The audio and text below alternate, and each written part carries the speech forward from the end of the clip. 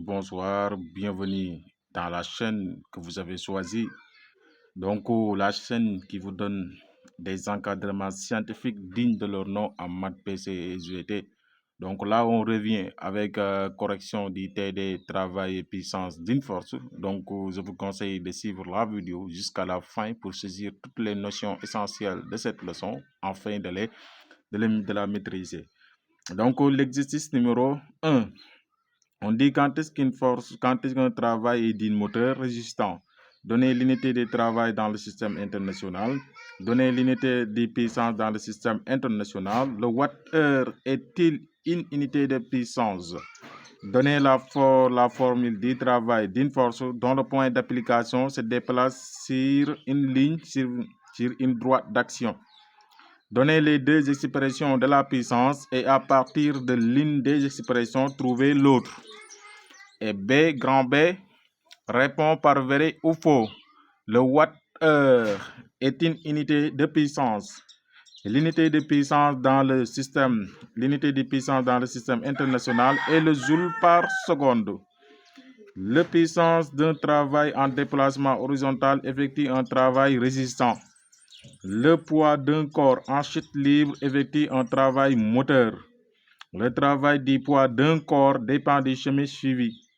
Qu'appelle-t-on des forces directement opposées? Quand dit-on qu'un objet est en équilibre? Donc là, c'est l'énoncé de l'exercice numéro 1. Donc je rappelle que le TD sera intégralement corrigé dans cette vidéo. Et aussi, le TD sera aussi disponible dans la description de cette vidéo. Donc vous pouvez aussi le télécharger. Donc, la correction de l'exercice numéro 1. Donc, avant cela, je profite de l'occasion pour vous signaler que si vous êtes un élève de 3e en phase de préparation du BFM 2024, nous avons mis en place un groupe de préparation BFM 2024. Donc, vous pouvez y adhérer à ce groupe pour mieux se former en maths, PC et SVT afin de décrocher votre BFM avec une moyenne extraordinaire. Donc, vous pouvez nous faire signe au 77 908 19 112 en écrivant juste « Je veux adhérer au groupe » et après, on va vous donner les modalités. Ensemble, nous allons réveiller les jeunes qui dorment en chacun de vous. Donc, A. Un travail est dit moteur quand la force et le déplacement ont le même sens. Donc, c'est un travail où la force et le déplacement ont le même sens. C'est ça ce qu'on dit travail moteur. Un travail est dit résistant, c'est quand la force et le déplacement ont de sens contraire. Pratiquement là, c'est l'opposé des définitions du travail moteur. Et il y a un troisième type de travail qu'on n'a pas signalé ici. Donc, je vais l'ajouter, c'est travail nul. Quand un travail est dit nul, si la force et le déplacement sont perpendiculaires. Donc, ce sont ces trois types de forces, ce sont les trois types de travail, je m'excuse, qui existent. Soit le travail est moteur, soit le travail est résistant ou nul. 2. L'unité du travail dans le système international, c'est-à-dire SI, est le joule, que l'on note J. Là, en troisième question, on nous avait demandé si le watt-heure est-il une unité de puissance. Donc là, on va dire oui, le watt-heure, l'unité de puissance dans le système international est le watt que l'on note W. Et après, il nous a dit de donner la formule du travail. Donc la formule du travail, c'est W de F égale à vecteur, c'est-à-dire la force vectorielle de F, S scalaire AB, c'est égal à F fois D. En 6, on nous a dit quoi? Donner les deux expressions de la puissance et à partir de l'une des expressions, trouver l'autre.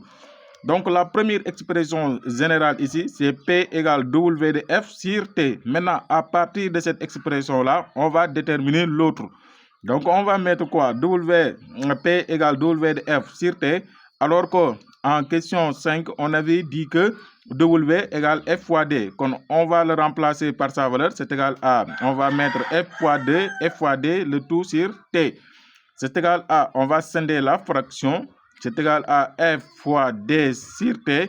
égale, là, donc vous voyez, c'est la distance sur le temps. Là, ce n'est rien d'autre que la vitesse. Donc, c'est égal à F fois V. Et autrement dit, la deuxième formule d puissance n'est rien d'autre que alors P égale F fois V. Donc, ce sont ces deux formules d puissance. Et en question B, on nous demande de répondre par vrai ou faux. Maintenant, là, on nous a dit quoi? Le wattheure est une unité de travail. Donc, le wattheure n'est pas une unité de travail. C'est une unité de puissance. Donc, là, c'est faux. On met faux. Donc, l'unité de puissance dans le système international est le joule par seconde. Là aussi, c'est faux. Parce qu'on avait dit tout à l'heure, l'unité de puissance dans le système international n'est rien d'autre que le watt. C'est le travail, le poids d'un corps en déplacement horizontal, le poids d'un corps en déplacement horizontal effectue un travail résistant. Là aussi, c'est faux. C'est faux. Pourquoi? Si on nous demandait de justifier, quand on va dire le travail d'un corps en déplacement horizontal effectue un travail nul. Parce que dans ce cas, le travail et le déplacement seront perpendiculaires. D, on nous dit quoi? Le travail d'un corps en chute libre effectue un travail moteur. Bien sûr que c'est vrai. Donc, le travail d'un corps en chute libre effectue un travail moteur.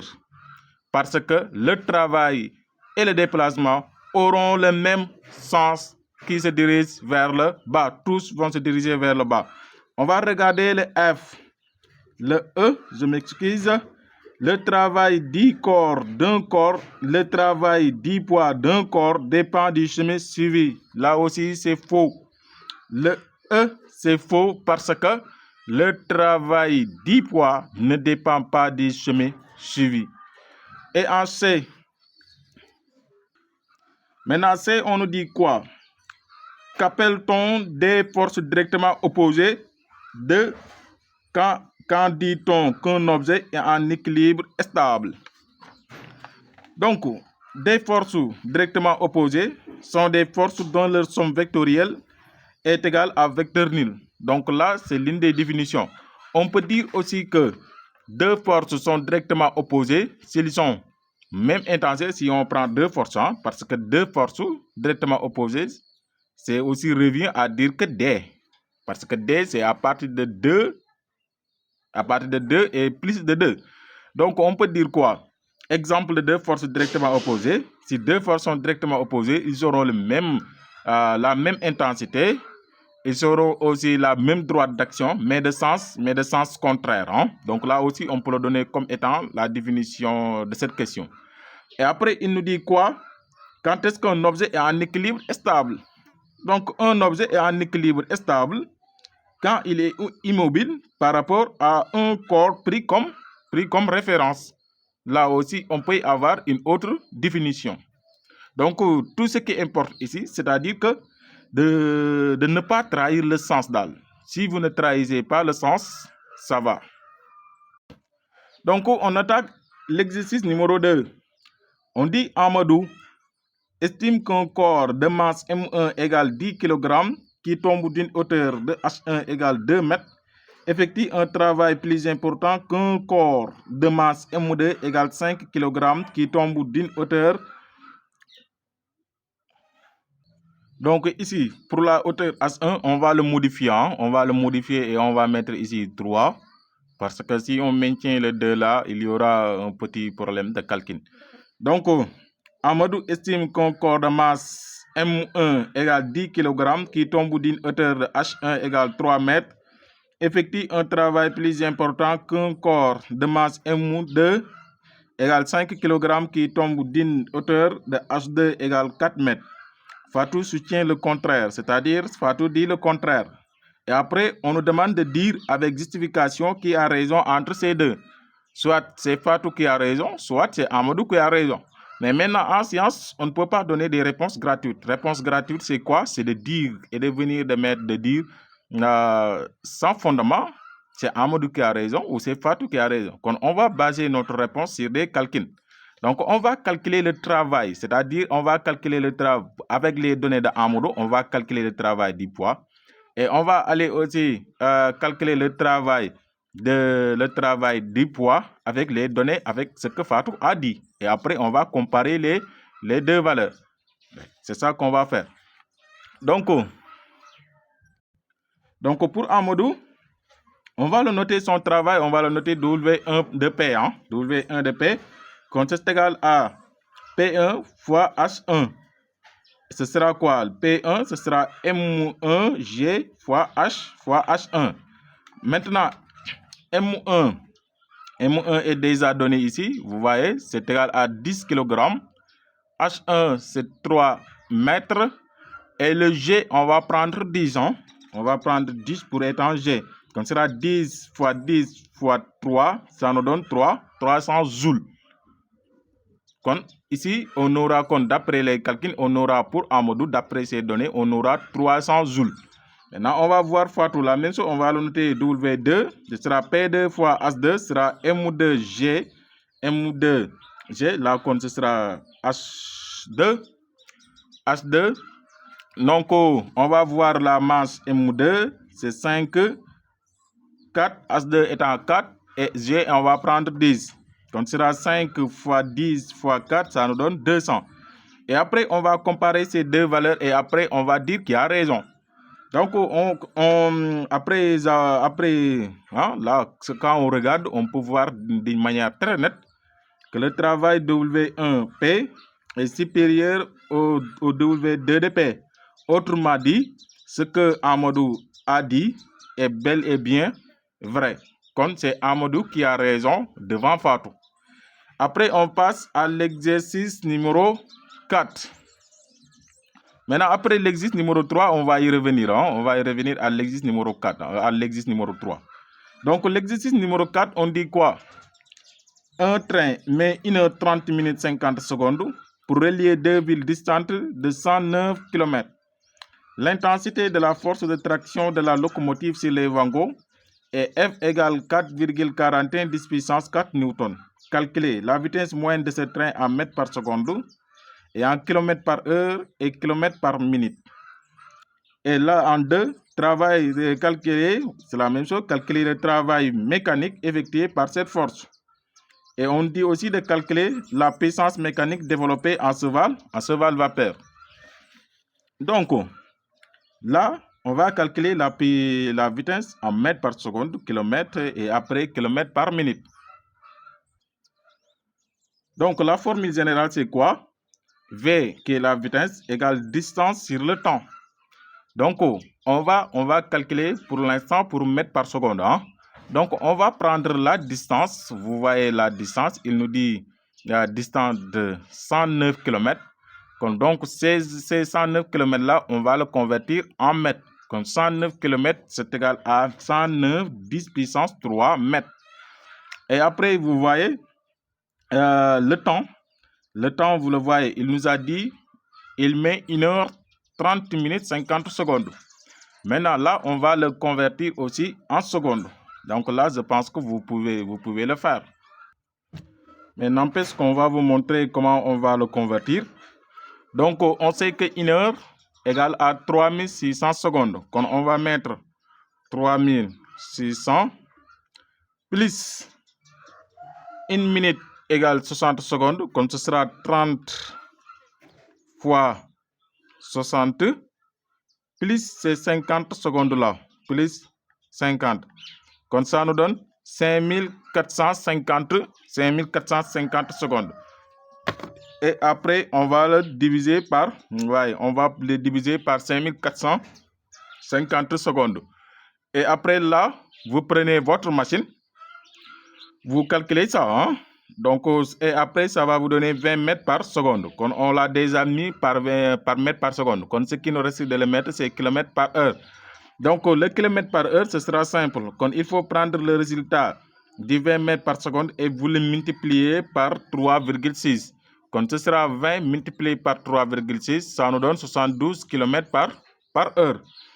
Et après, ce qui va nous rester, c'est kilomètres par minute.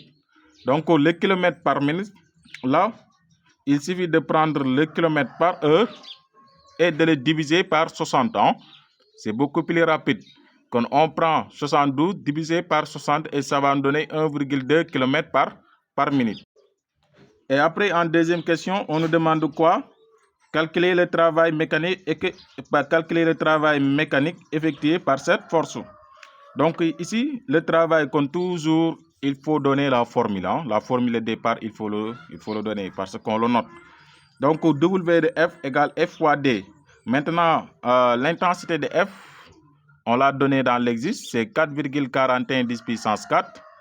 Et D, ce n'est rien d'autre que 109 km qu'on va convertir en mètres. Donc ce sera 4,41 10 puissance 4 fois 109 10 puissance 3. Et après le calcul, ça va vous donner 4,8 10 puissance 9 joules.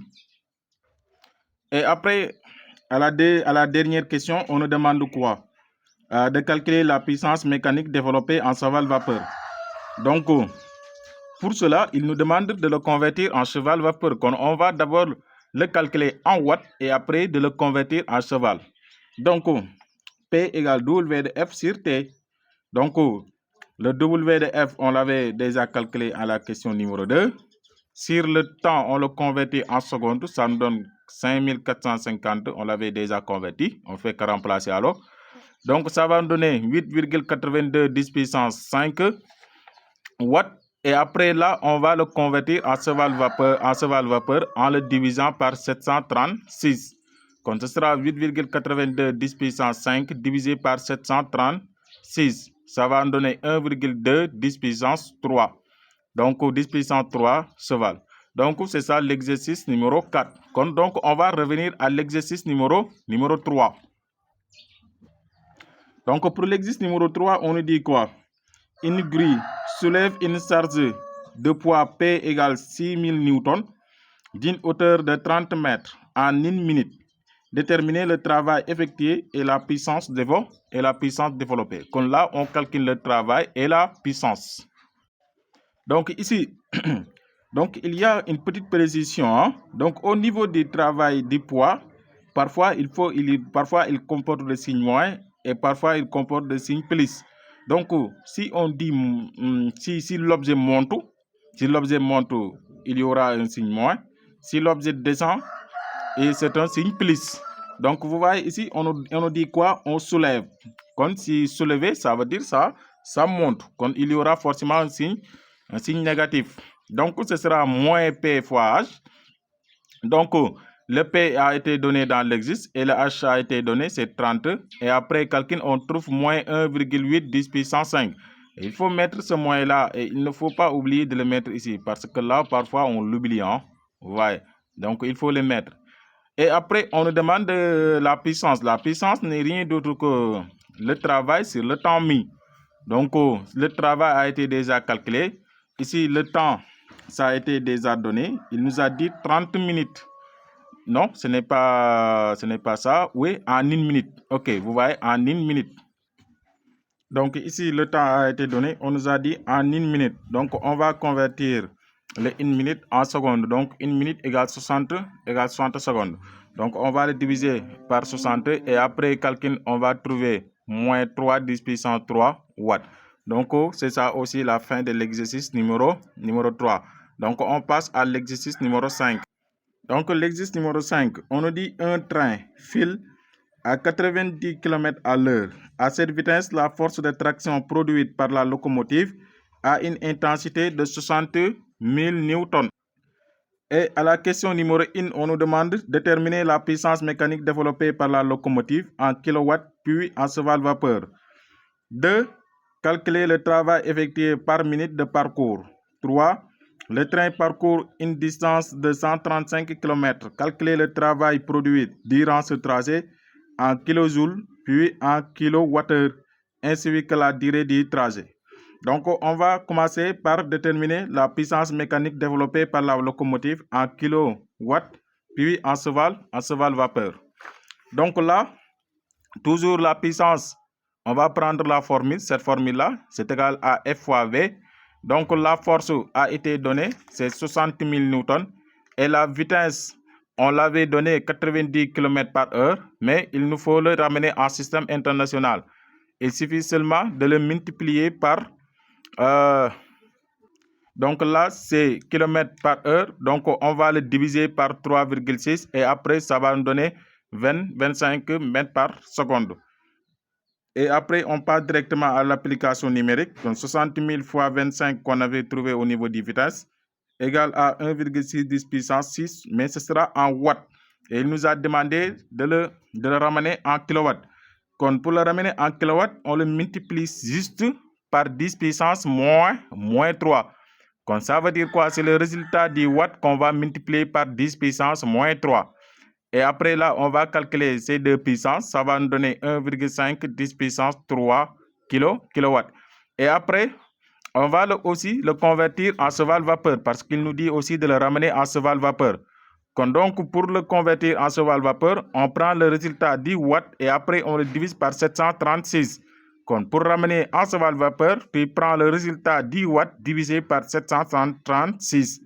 Et après calcul, on trouve 2 10 puissance 3 cheval-vapeur. Et aussi, à la deuxième question, on nous demande de calculer le travail effectué. Donc, le travail, calculons. Donc, le poids, donc là, c'est la puissance. Donc, puissance égale W sur T. Donc, et après, on va tirer le travail. Donc, le travail ici, ce sera puissance fois temps, c'est-à-dire puissance fois T. Donc, en application numérique, on aura quoi? Donc, vous voyez, donc la puissance, on l'avait déjà déterminée à la question numéro 1. Maintenant, là, le temps, il nous a dit par minute de parcours. Donc là, ce sera comme 1 minute, et 1 minute égale 60 secondes. Donc, ce sera quoi? Multiplié par 60. Et après, vous prenez votre machine, vous calculez et vous allez trouver à peu près 9,6 10 puissance 7. Donc, je rappelle que dans les calculs, parfois, je fais des arrondissements pour ne pas prendre tous les chiffres. Et en troisième question, on nous dit de calculer le travail produit en kilojoules puis en kilowattheure. Donc, le travail ici, c'est égal à... Maintenant, il faut vous souvenir que ce n'est pas le même travail qu'ici, hein, parce que les données de l'existe ont censé ici, hein, ont censé dans cette question-là. Regardez très bien, on nous a dit que le train parcourt une distance. Maintenant, là, vous voyez, la distance a été modifiée, hein. Donc, une distance de 135 km. Donc, on nous demande de calculer le travail effectué durant ces 135 km. Quand on applique toujours la formule, c'est égal à F fois D. Donc, la force ici, on nous a dit que c'est une force constante. Constante, ça veut dire que ça ne varie pas, ça ne change pas n'importe quelle que soit la distance parcourue. Donc, après, on calcule et on va trouver le résultat en joules. Et après aussi, il nous demande de le ramener en kilojoules. Donc, pour le ramener en kilojoules, il suffit juste de le multiplier par 10 puissance moins 3. Donc, et après, on va trouver 9,1 10 puissance 6 kilojoules. Et après, on va le ramener en kilowattheure. Donc, kilowattheure, wattheure, il y a wattheure, il y a aussi kilowattheure. Wattheure, c'est 3600 watts. Kilowattheure, c'est 3,6 10 puissance 6. Donc, il faut aussi vous faire ces différences. Hein? Donc, dans cette série d'exercices-là, il y a beaucoup de conversions. Hein? Il faut maîtriser les conversions. Sinon aussi, vous allez plomber. Et après cela, pour le ramener en kilowattheure, on va le diviser par 3,6 10 puissance 6. Et après, on va trouver 2,2 10 puissance 3 kilowattheure à peu près. Donc, l'exercice numéro 6. On a dit un cheval tire un chariot de poids de masse 1 tonne avec une force supposée constante de 735 newtons sur une route horizontale. Déterminer la distance parcourue si le cheval produit un travail de 918,75 watts. 2. Déterminer la durée du trajet et la vitesse supposée constante du cheval. Et la vitesse supposée constante du cheval si la puissance mécanique mise en jeu est 1,875 cheval. 3. Calculer le travail du chariot G égale 9,8 Newton par kilogramme. Faire le schéma du chariot et représenter toutes les forces qui assurent sur lui. Qualifier le travail de chaque force. Donc là, on va commencer. Donc, on va déterminer la distance parcourue. Donc, W égale F fois D. Et après, on va tirer D, c'est-à-dire la distance. La distance compte, ce sera combien? Ce sera W sur F. Maintenant, le W n'a pas été donné en système international parce que c'est Watt-heure. Donc, il nous faut le convertir. Donc, il nous faut le convertir en Joule. Donc, je m'excuse un peu. Donc, il faut le convertir en Joule. Donc, quand on va le multiplier par 3600. Après calcul, on va trouver 3,6 10 puissance 6 Joule. Et après, on va le remplacer chacun à sa valeur et on va trouver ce qui sera égal à 4,5 10 puissance 3 mètres. Et après, on nous demande aussi de déterminer la durée du trajet et la vitesse. Donc, la durée, on va le passer par la puissance parce qu'il nous a donné la valeur de puissance ici. Donc, P égale W sur T. Donc, T égale W sur P. Donc, aussi, encore une fois, vous voyez les unités. On donne des fausses unités. Donc, si vous travaillez avec ces fausses unités, vous aurez faux résultats. Donc, il faut convertir, on reconvertit encore en watts pour le ramener en système international en le multipliant par 736 parce qu'elle est en cheval vapeur. On le multiplie en 736 et ça va en donner 1380 watts. Et après, on passe à l'application numérique et après, vous remplacez ça à sa valeur et vous trouvez 2,4 10 puissance 3 secondes. Donc, on va s'arrêter ici concernant la correction de ce TD. Et aussi, je rappelle que la correction totale est disponible dans nos différents groupes. Et aussi, je rappelle que le groupe préparation BFEM 2024 est mis en place. Donc, l'adhésion, pour savoir les modalités de l'adhésion, donc il faut nous faire signe sur ce numéro 77 908 19 112. Donc, c'est ça seulement. Donc, les choses sont vraiment proches. Donc, continuez à exercer. Et aussi, cette chaîne, la chaîne YouTube Apprendre Maths PCSVT, Diaw Academy, va vous accompagner durant votre formation scientifique, Inch'Allah. Donc, merci et à très bientôt et bon visionnage.